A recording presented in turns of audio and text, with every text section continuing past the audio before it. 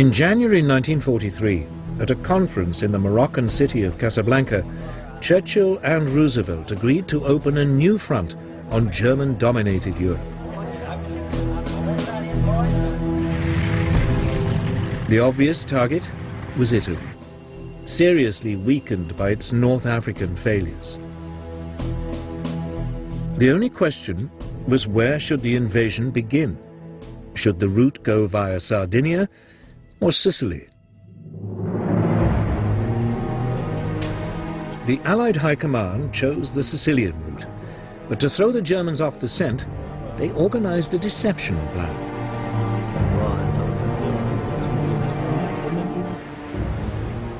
Operation Mincemeat was launched. A corpse was dropped off the shores of Spain carrying false papers.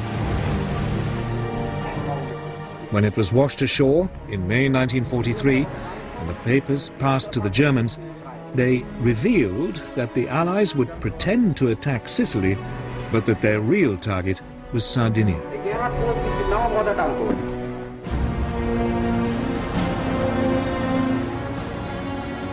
Enigma codebreakers soon confirmed the Germans had fallen for it.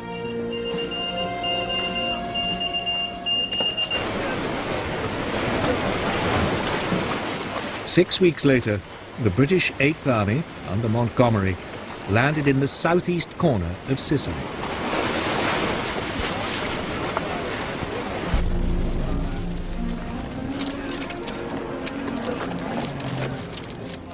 The Italian coastal troops presented few problems.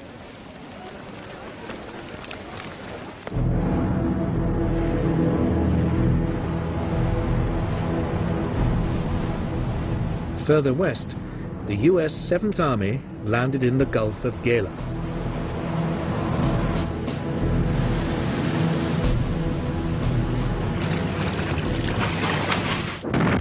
The Italian resistance was again overwhelmed.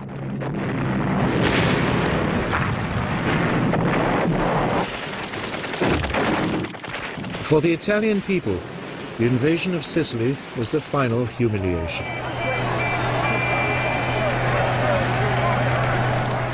Mussolini was overthrown in a popular uprising. The new government now opened secret talks with the Allies for an armistice.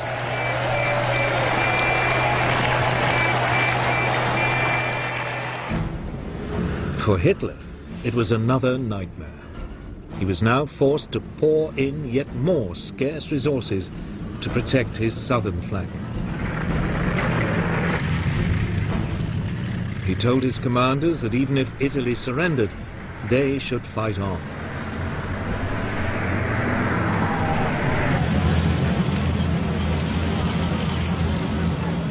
Within 5 weeks, the Germans had been pushed out of Sicily. The Allies now crossed to the mainland and pushed up through the country.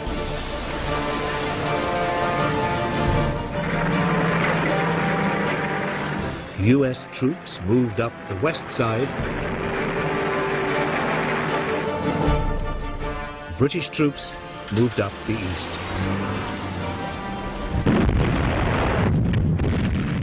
The Germans fought back savagely all the way.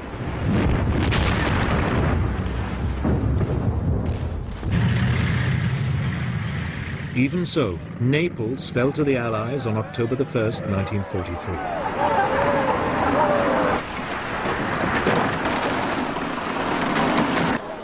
But then their progress was slowed by autumn rains and skillful German rearguard attacks.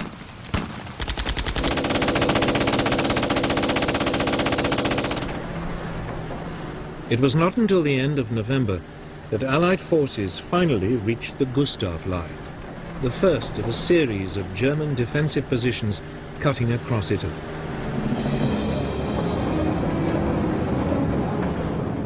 British troops managed to break through at the eastern end of the line, but winter was setting in, and bad weather forced them to halt.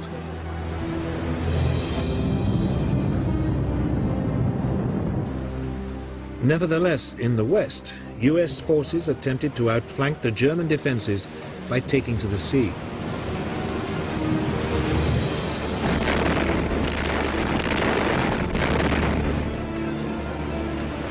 They landed on January the 22nd, 1944, 60 miles to the north at the point of Anzio.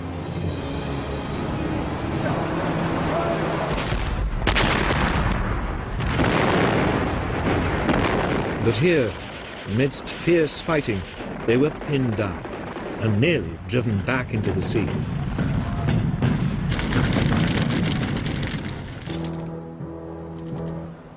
The Americans remained trapped at Anzio for the rest of the winter and into the spring.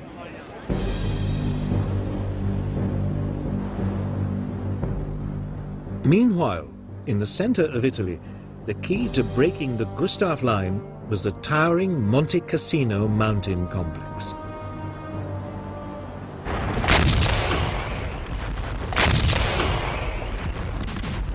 As spring came, there was a series of attempts to capture it.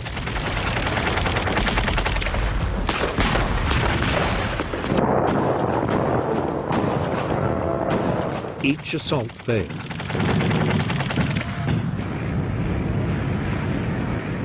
In desperation, the Allies bombed the historic monastery on the summit.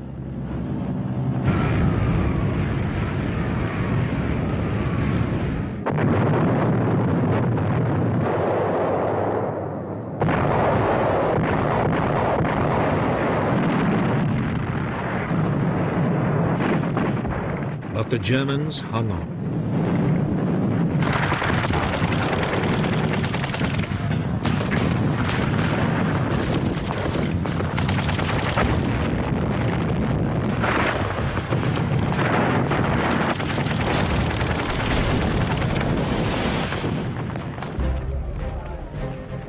Finally, in late spring 1944, as the weather improved, the Allied forces broke through the German lines.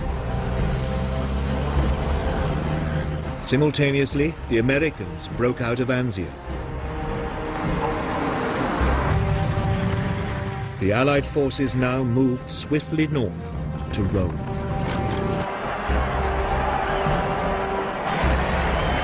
The Italian capital was liberated on June the 4th, 1944.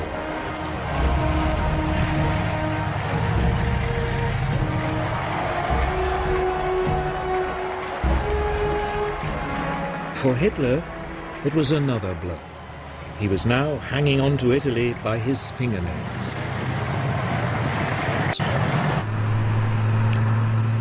The Allies continued to push north.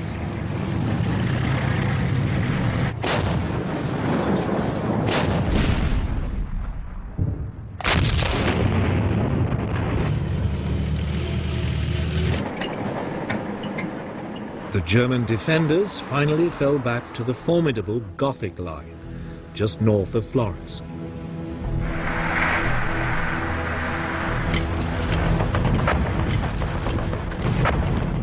Here, bad weather again brought the Allied advance to a halt.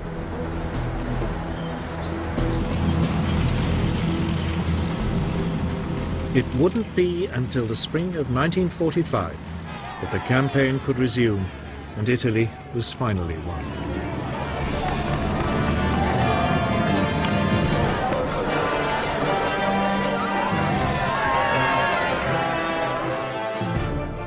By then, the Italians had had enough of Mussolini.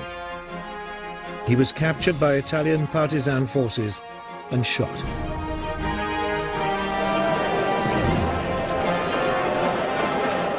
His corpse was hung by its heels in Milan.